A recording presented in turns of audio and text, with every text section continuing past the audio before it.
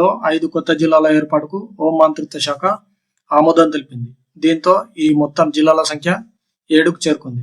కొత్త జిల్లా వివరాలు చూసుకుంటే జంస్కర్ ఈ జిల్లాను ఏర్పాటు చేయాలనే డిమాండ్ గత 7 దశాబ్దాల కాలం నాటిది. అలాగే ద్రాస్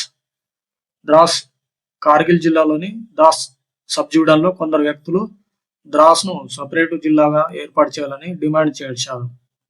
అలాగే శ్యామ్ ఈ జిల్లా లేవ్ జిల్లాలో భాగంగా ఉండేది.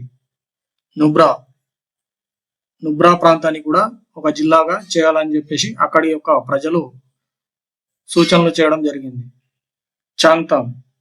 చాంగ్తంగ్ ప్రాంతం లేహు జిల్లాలో దుర్బుక్ మరియు న్యోమా ఉప విభాగాల ప్రజలు కూడా ప్రాంతానికి జిల్లా హోదాను డిమాండ్ చేయడం జరిగింది. దీంతో ఈ కొత్త జిల్లాల ఏర్పాటు లడాక్ ప్రజలకు సేవలు మరియు అవకాశాలను చేరువవేస్తుందని భావిస్తున్నారు. హిమాచల్ ప్రదేశ్ అసెంబ్లీ బాల్య వివాహాల నిషేధిత బిల్లు 2024ను ఆగస్టు 27న ఆమోదించింది. మహిళల కనీస చట్టపరమైన వివాహ వయస్సు 18 సంవత్సరాల నుండి 21 సంవత్సరాలకు పెంచడం జరిగింది. దీంతో రాష్ట్రంలో లింగ సమానత్వం మరియు మహిళల సాధికారికతను ప్రోత్సహిస్తూ ఈ సవరణ పురుషులకు చట్టబద్ధమైన వయసుతో సరిపోయింది. దీనికి గల కారణం బాలికల విద్య మరియు అభివృద్ధికి ఆటంకం కలిగించే బాల్య వివాహాలు మరియు వారి ఆరోగ్యాన్ని ప్రభావితం చేసే ముందస్తు గర్భాలు వంటి సమస్యలను పరిష్కరించడం ఈ బిల్లు యొక్క ముఖ్య లక్ష్యం.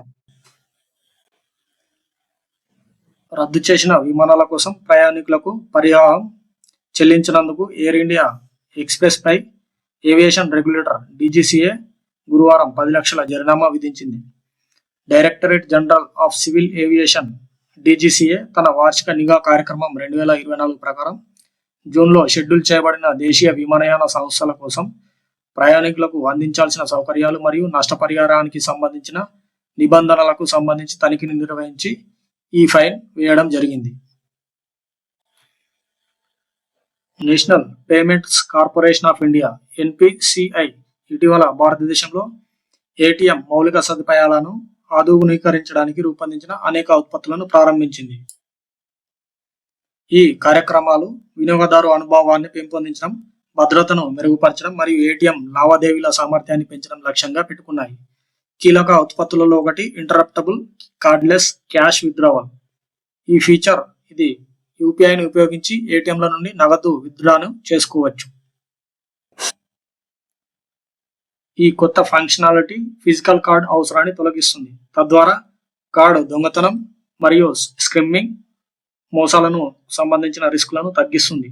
ఉపసంహరణ ప్రక్రియను ప్రారంభించడానికి కస్టమర్లు ఏదైనా UPI ప్రారంభించబడిన యాప్ ద్వారా ATM స్క్రీన్పై QR కోడ్ని స్కాన్ చేయవచ్చు. దీనికి సంబంధించిన కార్యకలాపాలను NPCIనే చూసుకుంటుంది. గ్లోబల్ టెక్నాలజీ సర్వీసెస్ దిగ్గజం యాక్సెంచర్ ఇటీవల అరుంధతి చక్రవర్తిని group chief executive of operations స్థానానికి నియమించినట్లు ప్రకటించింది. 30 సంవత్సరాలకు పైగా అనుభవం ఉన్న చక్రవర్తి కంపెనీ యొక్క $10 బిలియన్ వ్యాపారాన్ని వృద్ధి చేయడానికి మరియు ఉత్పాదక AI మరియు ఆటోమేషన్ రంగంలో సృష్టించబడిన అవకాశాలను నొక్కడానికి బాధ్యత వహిస్తారు. ఆమె జెన్ AI మరియు ఆటోమేషన్ ఆధారంగా ప్రతిభను మరియు కొత్త సేవలను అభివృద్ధి చేయడంపై కూడా దృష్టి పెడతారు. కంపెనీలో మిగిలిన 49.6% వాటాను కొనుగోలు చేసేందుకు ఇలియోస్ లైఫ్ స్టైల్తో బైండింగ్ ఒప్పందాన్ని కుదుర్చుకున్నట్లు ఇమామి లిమిటెడ్ శనివారం తెలిపింది. ఇమామి మొత్తం నగదు ఒప్పందంలో ఈ వాటా కోసం 177.63 కోట్లు చెల్లిస్తుంది.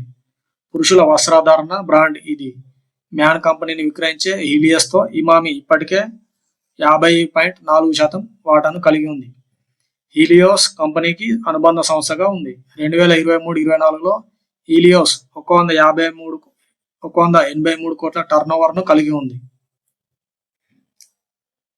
Board of control for cricket in India BCCI secretary అయిన Jay Shah August 2024లో international cricket council ICICకి చైర్మన్గా ఎంపికయ్యారు.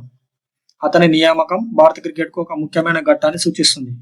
షా అతి పిన్న వయస్కుడయ్యాడు ఈ ప్రతిష్టాత్మక పదవిని కలిగి ఉండటానికి. అతని నాయకత్వం క్రికెట్ యొక్క ప్రపంచ విస్తరణ మరియు వాణిజ్య వృద్ధిపై దృష్టి సారించి ఐసీసీకి కొత్త దృక్పథాన్ని తీసుకువస్తారని భావిస్తున్నారు. జైషా ఈ పాత్రకు ఎదగడం ప్రపంచ క్రికెట్లో భారతదేశం యొక్క పెరుగుతున్న ప్రభావాన్ని ప్రతిబింబిస్తుంది. తన పరిపాలనా చతురత మరియు డైనమిక్ విధానానికి పేరుగాంచిన షా భారత క్రికెట్ను ఆధునీకరించడంలో, దేశీయ మరియు అంతర్జాతీయ ఫార్మాట్లలో గణనీయమైన సంస్కరణలు తీసుకురావడంలో మరియు వాణిజ్య భాగస్వామ్యాలను పెంపొందించడంలో కీలక పాత్ర పోషించాడు. భారతదేశ ఆర్థిక మంత్రి నిర్మలా సీతారామన్ ద్వైపాక్షిక ఆర్థిక సంబంధాలను బలోపేతం చేయడానికి మరియు పెట్టుబడులను ఆకర్షించడానికి సింగపూర్కు వెళ్లిన ప్రతినిధి బృందానికి నాయకత్వం వహించారు. వాణిజ్యం, ఫిన్టెక్ మరియు మౌలిక సదుపాయాల అభివృద్ధి వంటి రంగాలలో సహకారాన్ని పెంపొందించుకోవడం ఈ పర్యటన యొక్క ముఖ్య ఉద్దేశం.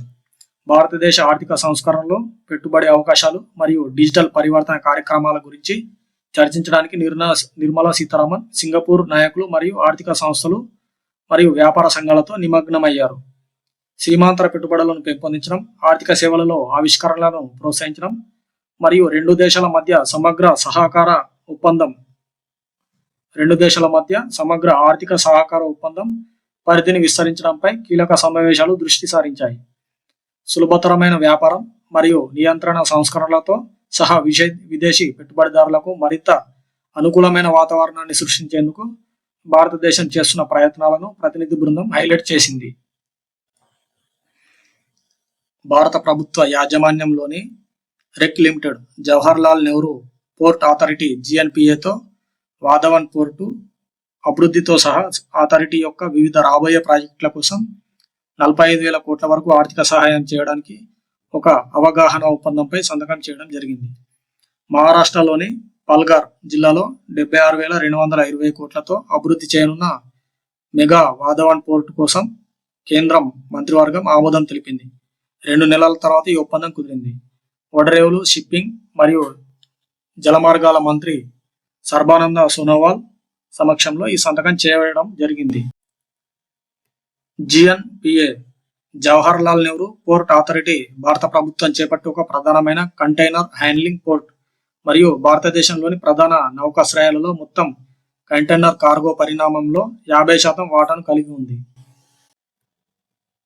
సమగ్ర ఆర్థిక సహకార ఒప్పందం (CECAకి సంబంధించి భారత్ మరియు ఆస్ట్రేలియా ఇటీవల 10వ రౌండ్ చర్చలు జరిపాయి. ఈ ఒప్పందం అడ్డంకులను తొలగించడం, సుంకాలను తగ్గించడం మరియు పెట్టుబడి మరియు వాణిజ్యానికి మరింత అనుకూలమైన వాతావరణాన్ని సృష్టించడం ద్వారా రెండు దేశాల మధ్య వాణిజ్య సంబంధాలను మెరుగుపరచడం లక్ష్యంగా పెట్టుకుంది. ఈ రౌండ్లోని చర్చలు ఏవైనా అత్యుత్తమైన సమస్యలను పరిష్కరించడం, వస్తువులు మరియు సేవలలో వాణిజ్యంపై నిబంధనలను చర్చించడం, పెట్టుబడులు మరియు డిజిటల్ వాణిజ్యం, ఆవిష్కరణ మరియు స్థిరమైన అభివృద్ధి వంటి రంగాలలో సహకారంపై దృష్టి సారించాయి. రెండు దేశాలు గత కొన్ని సంవత్సరాలుగా గణనీయమైన వృద్ధి చెందిన వారి ప్రస్తుత వాణిజ్య సంబంధాన్ని నిర్మించుకోవడానికి ఆసక్తిగా ఉన్నాయి. ముఖ్యంగా ఇండో పసిఫిక్ ప్రాంతంలో మరింత స్థితిస్థాపకంగా మరియు వైవిధ్యభరితమైన సరఫరా గొలుసుల వైపు ప్రపంచ మార్పుల మధ్య ఆర్థిక సంబంధాలను బలోపేతం చేయడానికి CECA ఒక వ్యూహాత్మక చర్యగా పరిగణించబడుతుంది. ఒక ఒప్పందం భారతదేశం మరియు ఆస్ట్రేలియా మధ్య లోతైన భాగస్వామ్యానికి మార్గం సుగమం చేసింది, ఆర్థిక వృద్ధిని పెంచుతుంది మరియు రెండు దేశాలలో వ్యాపారాలకు కొత్త అవకాశాలను తెరుస్తుంది. టాటా డిజిటల్ టాప్ టాలెంట్ను నిలుపుకోవడం మరియు ఆకర్షించే లక్ష్యంతో కొత్త ఉద్యోగుల స్టాక్ ఆప్షన్ ప్లాన్ ESOPని ప్రారంభించడం జరిగింది. ఈ ESOP ప్రోగ్రాం సీనియర్ ఎగ్జిక్యూటివ్లు మరియు ముఖ్య ఉద్యోగులను లక్ష్యంగా చేసుకుంటుంది. వారికి స్టాక్ ఎంపికలను దీర్ఘకాలిక ప్రోత్సాహకాలుగా అందిస్తోంది. కంపెనీ పనితీరుతో ఉద్యోగి ఆసక్తులను సమలేఖనం చేయడానికి, ఉద్యోగుల నిలుపుదల పెంచడానికి మరియు పనితీరు ఆధారిత సంస్కృతిని పెంపొందించడానికి టాటా డిజిటల్ యొక్క విస్తృత వ్యూహంలో ఈ చొరవ భాగం. సంస్థ యొక్క ఇటీవల వార్షిక సాధారణ సమావేశంలో ఈ SOP ఆమోదించబడింది. ప్రణాళిక 3 సంవత్సరాల కనీస వెస్టింగ్ వ్యవధిని కలిగి ఉంటుంది.